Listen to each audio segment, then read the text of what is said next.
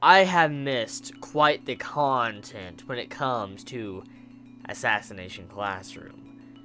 The latest chapters that just came out, like, the last 3 to 4 chapters, I finally caught up. Yo. The fucking death. I mean, she's fine, but that scene alone, though, just seeing Koro-sensei snap like he did, and damn, that was just, the action was completely stunning, because at the end of the day, Assassination Classroom is not a battle shonen. It's been like that since the very beginning of the series. Like, the first chapters, you always knew it was not a battle shonen. I mean, it had some battles, but it wasn't, necessarily focused completely around fighting. And seeing a gag manga, along with a manga that doesn't really focus around battles, display, like, that action we saw in the latest chapters was absolutely breathtaking. I did not expect to see great content like that in terms of fighting like that. I mean, the sonic boom fighting of Koro-sensei versus the new god of death, the Reaper, and you just see them going at it. You see these sonic booms. Koro-sensei's defending himself. You see how the way he's fighting. He's holding the blade with, the napkin, trying to make sure he doesn't hurt himself. I mean, overall, the entire fighting was just something I did not expect to that level. Like, the level of fighting was like a mangaka that was very skilled at writing battle manga, and I'm like, damn, like, some of the action was like crazy.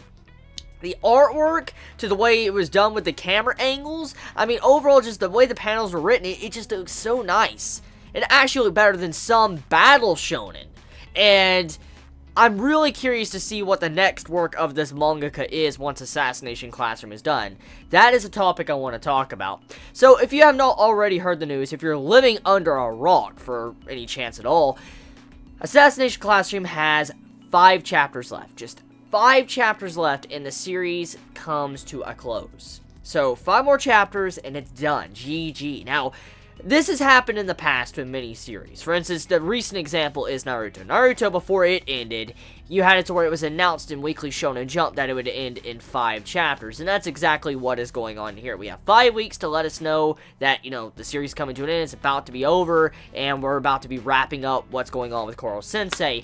And at the end of the day, we all knew that Assassination Classroom would not be a long series. We all knew this. When we walked into this series, and we knew that there was, like, a certain deadline, an objective, at, like, 1 year's time or whatever, we knew for a fact the series wasn't going to last that long. Because many shonen last for years. Like, they last a long time because there's such a huge time frame. Because, I mean, like, you have a One Piece, multiple time skips, like, year time skips. I mean, you have it to where, Naruto, and, even Bleach in itself. So, I mean, there's many shonen that have time skips or last a long time, but when you have the set date, the set schedule at the beginning of the series, like Assassination Classroom, the series will not last to 400 to 500 chapters. It's definitely going to end probably before 200, and that's exactly what we're getting here now. And honestly, I'm actually not disappointed. I'm actually happy the mangaka is being able to end it when the mangaka wants, because there's many series I'm willing to bet that many mangaka have wanted to end maybe at around, like, maybe 200 chapters, but they have to extend it to, like, maybe 500 to 600 chapters,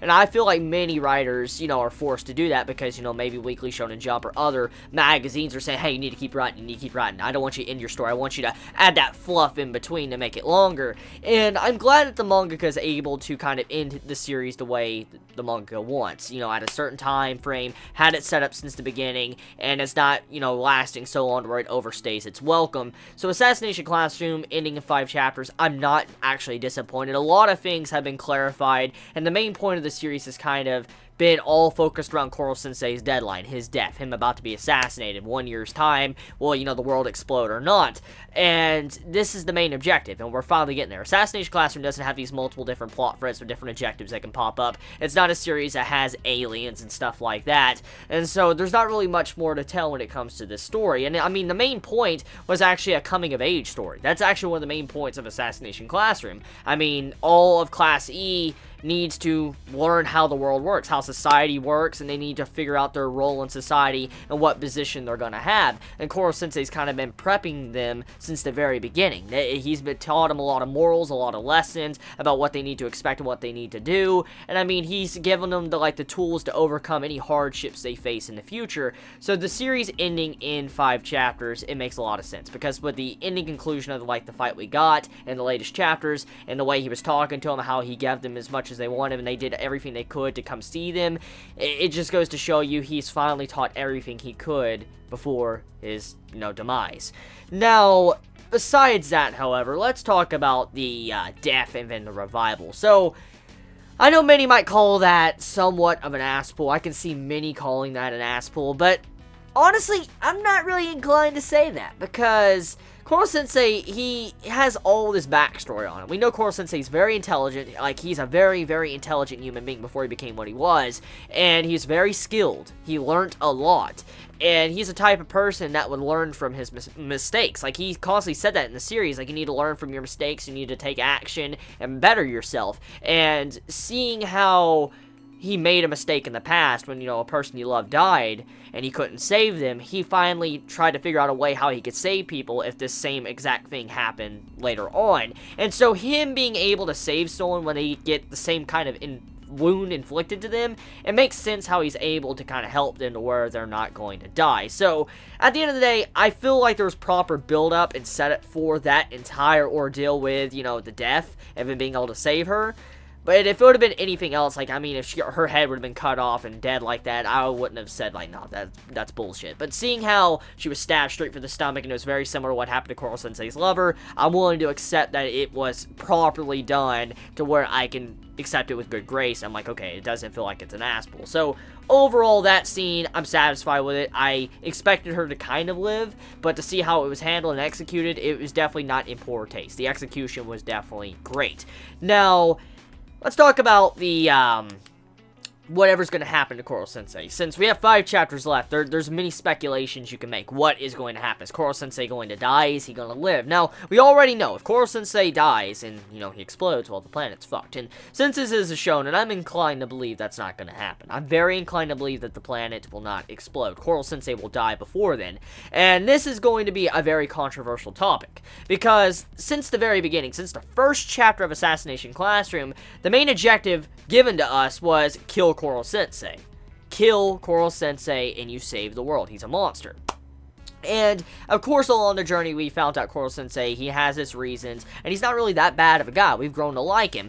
But I wonder how many are still on that boat to kill Koro Sensei. How many still want to see him die? Because that was, one of the main goals since the beginning. And how would people feel if Koro Sensei died or lived? This is going to be a huge divide between the community when it comes to the ending of Assassination Classroom. And depending on how it's executed, can go down as if this is a bad or a good series in someone's mind. And I've said it many times in other reviews I've done, an ending of a series can make or break. For instance, depending on how the ending is usually how you're going to feel about the series, because when you think back on an anime or a manga, when it's done, you think back on that conclusion, or usually the beginning. Did that conclusion, did it sit right with me? How did it end? Or you think about the beginning, how it started, and that's usually what you think of when a series, ends, or however it's done.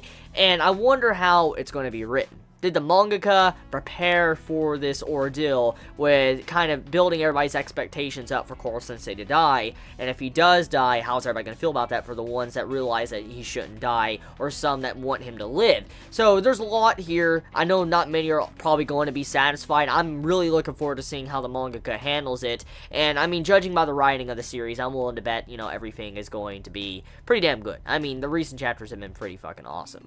So the laser's coming down. The laser's technically not handled at this moment in the latest chapter. So the laser's still coming, so that's probably what's going to kill Koro Sensei. But the main thing is, Koro Sensei said he wanted to die by his students. If there's one person he wants to be die to, it would be his students. He wants to be killed by them. And so I wonder if they're going to come together and probably kill Koro Sensei. But And then again, I don't think they probably would, because how much they care for him. So there's just so many questions I have right now. I mean, there was a perfect opportunity for Koro Sensei to die for, trying to save, the death of one of his students. That was a perfect opportunity for Koro Sensei to kind of sacrifice himself to save her. And, I mean, that would have been a good way for him to die. And just like, I gave my life for my students, I gave everything I could, and now I'm passing on. That would be a good way to kind of conclude him if he does die.